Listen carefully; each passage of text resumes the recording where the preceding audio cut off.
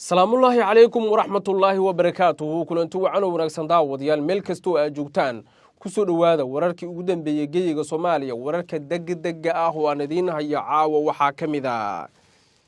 ciidanka beesha Ciise oo wata gaadiid dagaal iyo boqolaal ciidamo ah ayaa goordhow waxay ka soo tallaabeen dawlad deegaanka Soomaalida waana ciidankii ugu dambeeyay ee Ciisaha ee ku sugnaa dawlad deegaanka waxay hadda gudaha u galeen tuulada Habaas waxaana banaanka tuuladaasi laga maqlayaa rasaas xoog leh beesha Ciise dhammaan ciidankoodii ku sugnaa dawlad deegaanka Soomaalida waa guutadii ugu dambeysay ee timid magaalada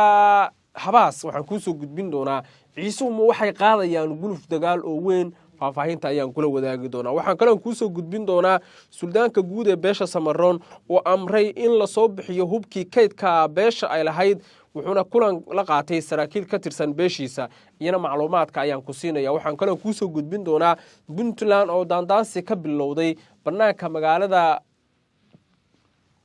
Buuhoole halkaas oo la filayo in ay ciidanka beesha Maxamuud Garaad isfara saaraan qodobadaas iyo waxyaabaha kale nagu soo kordha ayaa saaxiibayaal idin faahfaahin doonaa ee soo dhawaada haddii markii kugu horeysayna ku soo biri darajo media waxaad heli doontaa dhammaan wararka iyo warbixinada xasaasiga ah oo mar walba halkan aan ku daabacnay ee soo dhaw daawade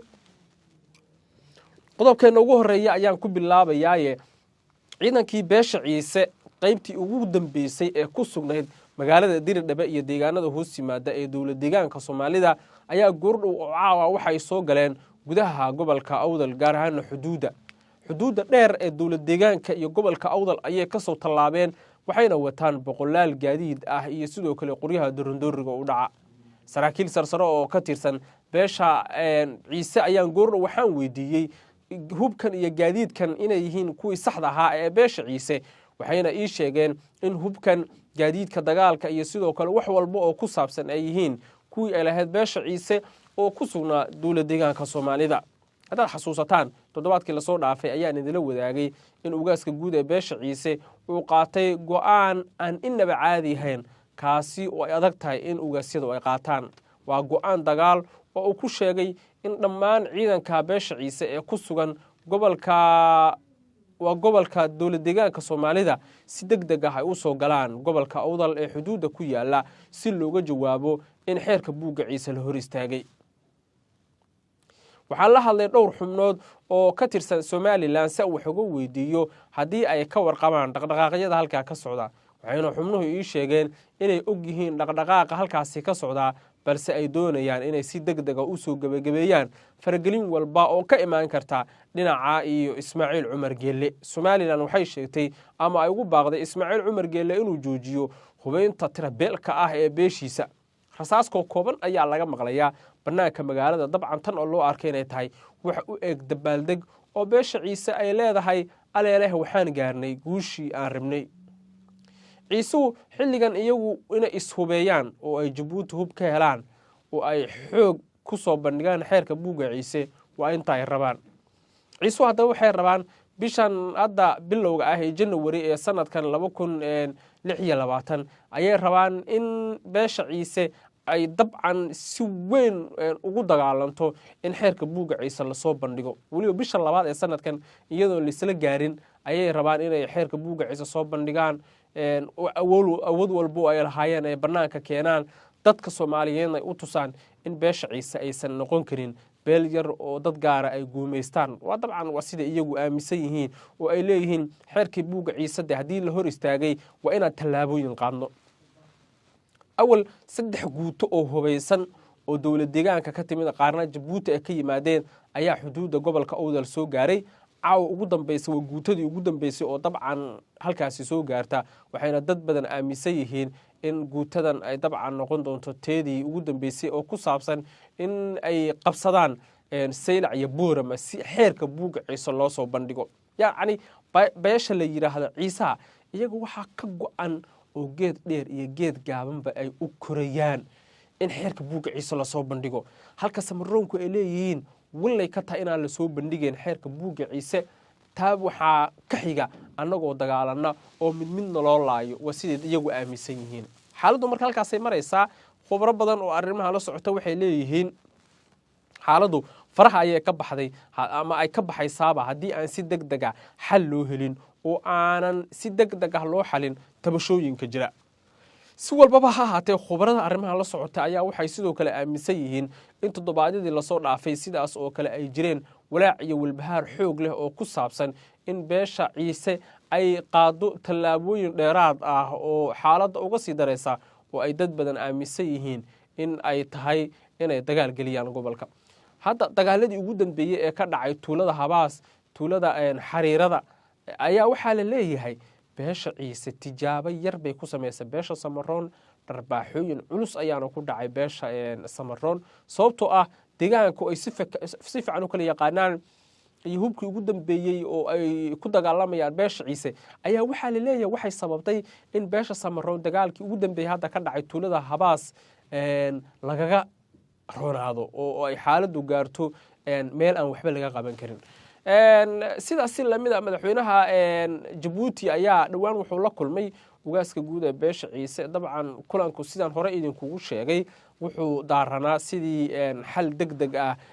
loogu heli lahaa xiisadaha halkaasi ka taagan, iyadoo ugu dambeyn khubarada arrimaha la socota ay leeyihiin Ismaaciil Cumar Geelle wuxuu qaatay go'aan ah haddii Somaliland ay xal ka gaari weydo arrinta xeerka buugga ciise in Ismaaciil Cumar Geelle uu hubeeyo beeshiisa oo uu kadibna xeerka buugga ciise si xooga loogu soo bandhigo Saylac.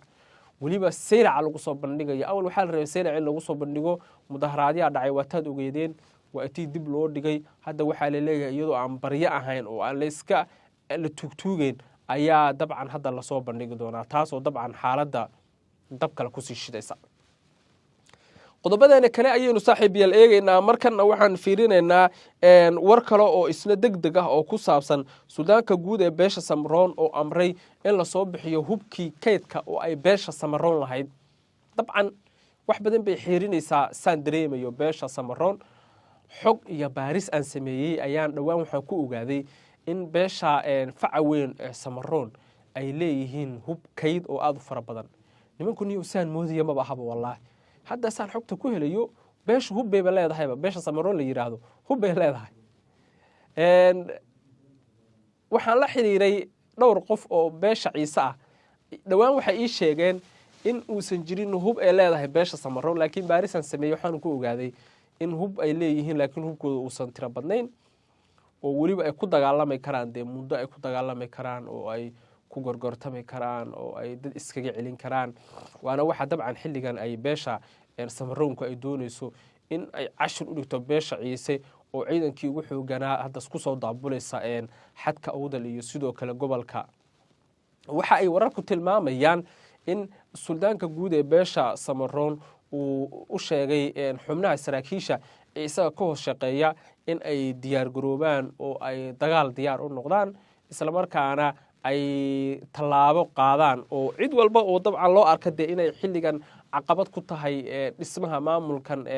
Awdal State-na ay tallaabooyin ka qaadaan. Awdal State hadday noqoto dhismaheedu dabcan waa wax adiga laablakacsi ah. Awdal State in la dhiso Somaliland baan bayeeleen, laakiin hadda Suudaanka guud ee beesha Samaroon waa nin daacad u ah Cabdiraxmaan Cirko. iyo gudubirsaha ma aqaan waxay ku haystaan reesha Isxaaq, laakiin xaqiiqda marka laga hadlo gudubirsuhuna way dulman yihiin. hadda kora waxaa laga hayaa mar mid ka mid ah odayaasha dhaqanka dhulbahantaha garaadada waxaa laga hayaa gudubirsuhu mana noola wayna nool yihiin mana noola. yacni Somaliland way ku hoos nool yihiin kumana hoos noola. hadda waxay haystaan xilka madaxweyne ku-xigeenka, xildhibaanay haystaan, golo wasiiro oo fuulay haystaan. haddana sidaas oo ay tahay niyow Samaroonku siyaasadda kama dhex muuqdaan. sida garxajiska iyo habar awal iyo habar jecle iyo ay siyaasadda uga dhex muuqdaan, niyow garxaj ma sheegi karo Samaroonka waxa ku dhacay ma sheegi karo. dad badan oo arrimaha la socda waxay leeyihiin kolay waa iska inay dad iska jifaa jira oo hurdo dheer ku jiraan, hurdadaas markaa soo kacana la arkayaa. waayahay Suudaanka guud ee beesha Samaroon dabcan wuxuu xilligan diyaar u noqday oo uu garowsaday in wada hadal aysan la gelin beesha ciise, taa bedelkeeda ay qaadaan tallaabooyin dheeraad ah oo lagula dagaalamayo dabcan cid walba oo loo arko inay caqabad ku tahay maamulka ciisaha samaroobkuna dabcan xilligan waxay doonayaanba inay qaadaan weeraro culus oo aan la ogeyn xaaladooda halkay ku dambeyn doonto gudana saaxiib yaal wararkeena intaas ay ku dhan yihiin hadday tahay markii kugu horeysay kusoo biri daraja media waad mahadsan tahay daawada soo dhow habeen wanaagsan